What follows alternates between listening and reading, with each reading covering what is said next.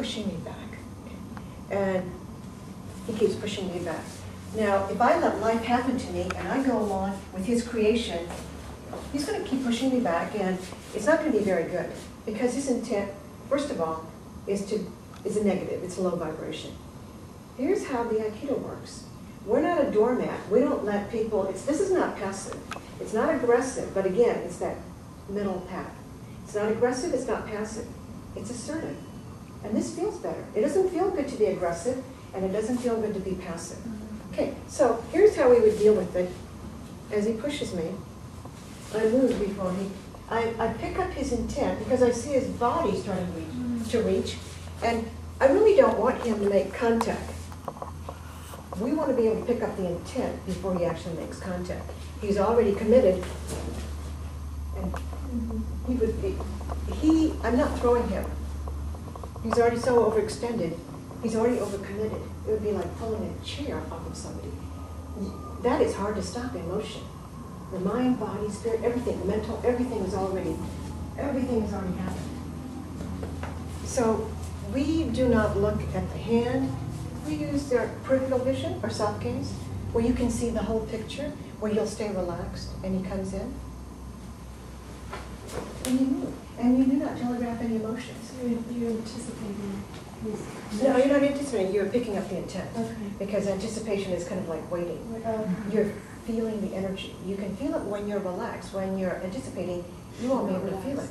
You're already feeling anxiety, Right. The stress. Yeah. So we use our soft gaze so we can see the bigger picture. Because the hand is quicker than the eye.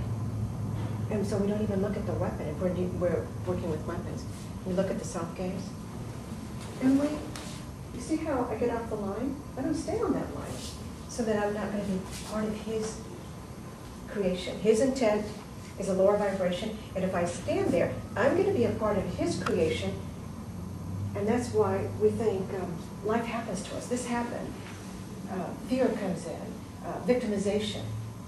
But you have this option. You don't have to be a part of his creation. Think about it this way. When you make choices, think about that.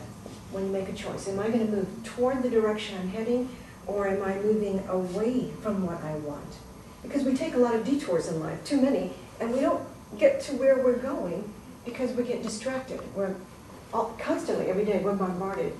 Yes. So we teach you what? Focus. When you're going to do something, you do it. So he grabs, and he won't go downhill. Okay, so he's grabbing here, and I'm extending my energy. And if I move,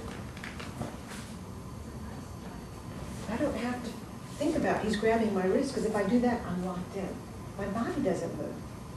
So he can have this wrist, but I can still move from my center.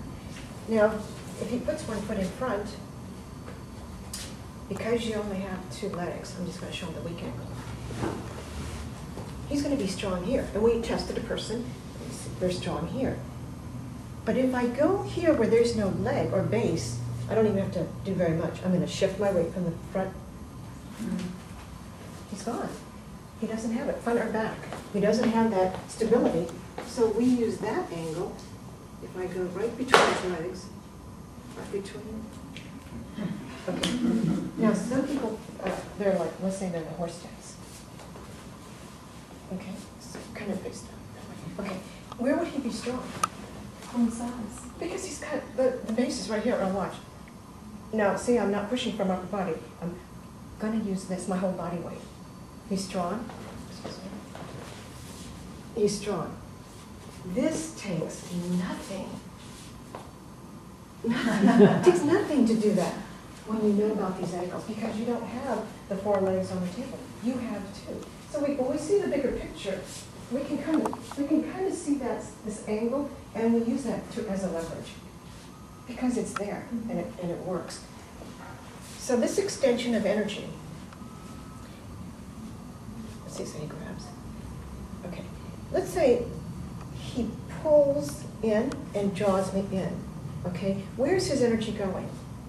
When he torques this, but see where it's going? It's going that way. Can you see? So I would go that way. I mean, it takes that much. If you go against it and you resist the energy flow, this is what happens. He pulls me in, and I want to go this way. Right. He's bigger than I am. I'm not going with the flow of energy. I have to first see where's this energy going, and then I use his energy.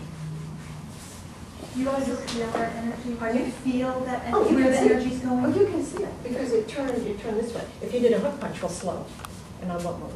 Let's say he does a hook punch. Okay, where's the energy going? That way. That way. So keep it going. Okay, so I just get out of the way. I follow that energy line. When I stop it, when I interfere, and I get in my own way, things don't work. When I want to control this energy, guess what happens? Chaos. So we do not use control as a principle in Aikido. We neutralize. If somebody's coming at you and we have to neutralize it, that's what we do. We bring them to a place of neutralization. We do not control anybody. And that is the part where we have to unlearn, because we're always wanting to control things, don't we? And we want to resist instead of... So resisting and controlling doesn't work, and we prove it every time we get on the mat. It doesn't work. And you do it at home, it doesn't work. Your children will resist you, people will resist you. Nobody wants to be controlled. Nobody. It doesn't work in a relationship, work relationship, anything. If he comes in and he does a hook punch, and I attempt to resist it, he's bigger than I am. He's much bigger. So we go with the flow. We can do things. If he grabs my wrist, and I start thinking, I've been grabbed, I'm consuming energy by doing this. But I can do this. Look, by bending my elbow. Look at his posture. I don't have to go along with what he wants me to do. He wants me to resist. Isn't that obvious? They expect it. We do the opposite. We don't resist. And that's what takes a little bit of time, because we're so used to, we've been told, if somebody pushes you, you push back. If he pushes me, if he grabs me here and he pulls me forward, I go forward. If he pushes me back, I go back. Why would you resist that energy when it makes you stronger? And we don't think about energy in everyday life. What do we think about? We just think about we got to do things our way, and it doesn't work. And that's why people swim upstream constantly. They're going against the flow of life, and they're not very happy people. When you're going against the flow, you're not happy. It's not a fun way to enjoy life. You want to learn to go with the flow of life. So we're going to practice this. Let's say he grabs us here. Let's say he's right beside me, and I'm maybe on this, waiting for the light to change. He grabs me. Even a little bit lighter so I can show him the principle. Okay, and he grabs. If you do a movement, you create a movement, it starts you moving. Rather than he grabs, now I feel stuck. This is what I feel stuck. Now I'm going to have to create more movement to do it.